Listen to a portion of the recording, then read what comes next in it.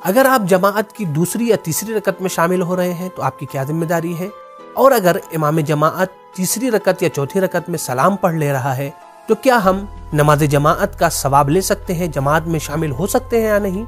आइए इन सवालात के जवाब जानते हैं इस वीडियो में।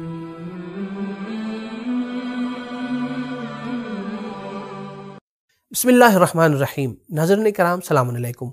नाज़रीन, हमने पिछली वीडियो में नमाज जमाअत में शामिल होने के बाज़ अहकाम को जान लिया है। आइए इस वीडियो में हम मुकम्मल अहकाम को जानने की कोशिश करते हैं।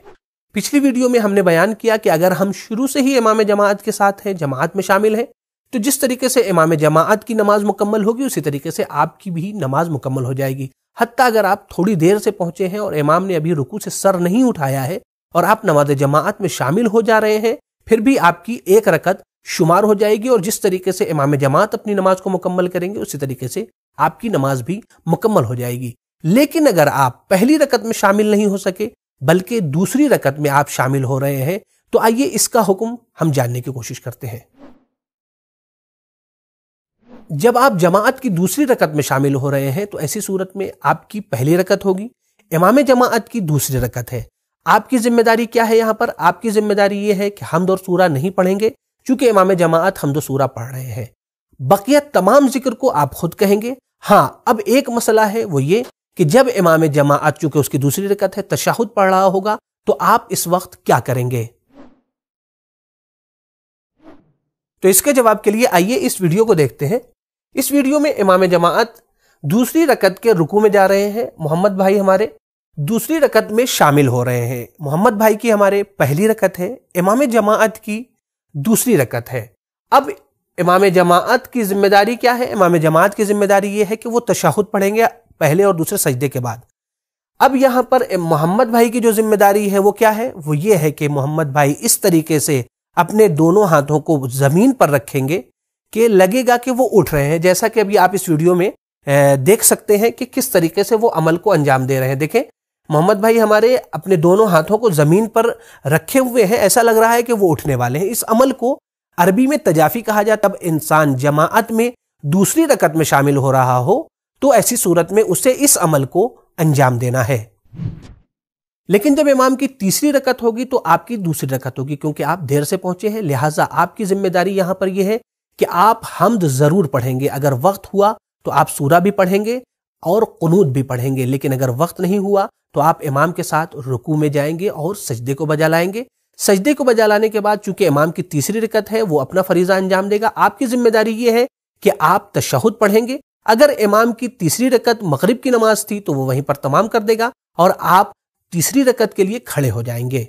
अगर आप दूसरी रकत में शामिल नहीं हो सके तो ऐसी सूरत में या आप तीसरी रकत में शामिल होंगे या चौथी रकत में। यहां पर शामिल होने का दो तरीका है। पहला तरीका यह है कि इमाम क़याम की हालत में है, आपने इक्तिदा कर ली, तो आपकी जिम्मेदारी यह है कि अलहम्द और सूरा दोनों जरूर पढ़ें। अगर सूरा पढ़ने का वक्त नहीं है तो सिर्फ कम से कम अलहम्द जरूर पढ़ें। अब अगर अलहम्द पढ़ने का भी वक्त नहीं है तो यहां पर आयतुल्लाह सिस्तानी हफिज़हुल्लाह का फतवा यह है कि आप अलहम्द छोड़कर रुकू में चले जाएं और एहतियात मुस्तहब की बिना के ऊपर नमाज फुरादा की नीयत से तमाम करें। दूसरी सूरत यह है कि आप रुकू से इमाम की इक्तिदा करें, तो ऐसी सूरत में आपकी एक रकत शुमार हो जाएगी। और यहां पर एक अहम पॉइंट है जिसे जानना जरूरी है। आइए इसे इस वीडियो में देखते हैं।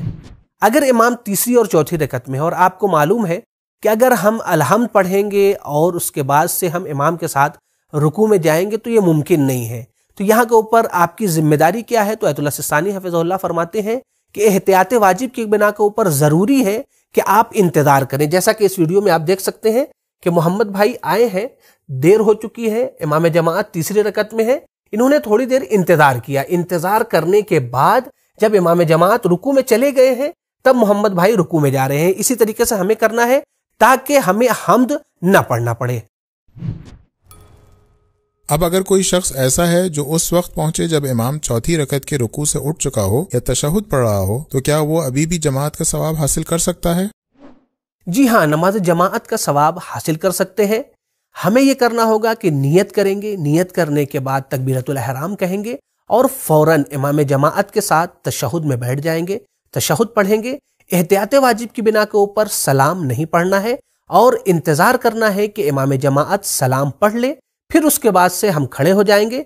खड़े होने के बाद हमें तकबीरतुल एहराम भी नहीं कहना, नियत भी नहीं पढ़नी। अलहम्द और सूरा पढ़ने के बाद अपनी नमाज को आगे जारी रखना है और नमाज को मुकम्मल करना है। इस तरीके से हमें जमाअत का सवाब भी मिल जाएगा। अगर आप नियत करके इमाम के साथ रुकू में जाना चाह रहे थे, आपने नियत की, जैसा कि इस वीडियो में आप देख सकते हैं कि मोहम्मद भाई हमारे थोड़ी देर से पहुंच रहे हैं और फौरन वो आने के बाद नियत कर रहे हैं। नियत के साथ वो रुकू में जाना चाह रहे हैं, लेकिन इमाम जमात रुकू से उठ जा रहे हैं। अब ऐसी सूरत में इनकी जिम्मेदारी क्या है? पहला जवाब तो ये है कि पहली रकत आपकी शुमार नहीं होगी। आपने नियत कर ली है लेकिन आपकी पहली रकत शुमार नहीं होगी। इसके जवाब के लिए आइए चलते हैं। ऐसी सूरत में आपको 3 चीजों के दरमियान में इख्तियार है। या तो आप कुर्बत और सवाब की नीयत से इमाम जमाअत के साथ सजदे में जाएंगे, फिर उसके बाद से जब आप खड़े होंगे तो तकबीर कहेंगे और उसके बाद से नमाज जमाअत से पढ़ेंगे। दूसरी सूरत यह है कि आप वहीं पर नमाज तोड़ दें, या फिर तीसरी सूरत यह है कि आप नमाज फुरादा खत्म करें। नाज़रीन किराम, उम्मीद करते हैं कि ये वीडियो आपको पसंद आई होगी, आपके लिए मुफीद साबित होगी। लिहाजा इसे दीगर मोमिनीन के साथ शेयर करना ना भूलें। इंशाअल्लाह अगले वीडियो में एक नए मौजू के साथ फिर से हाजिर होंगे। फ़ी अमानिल्लाह, खुदा हाफिज़।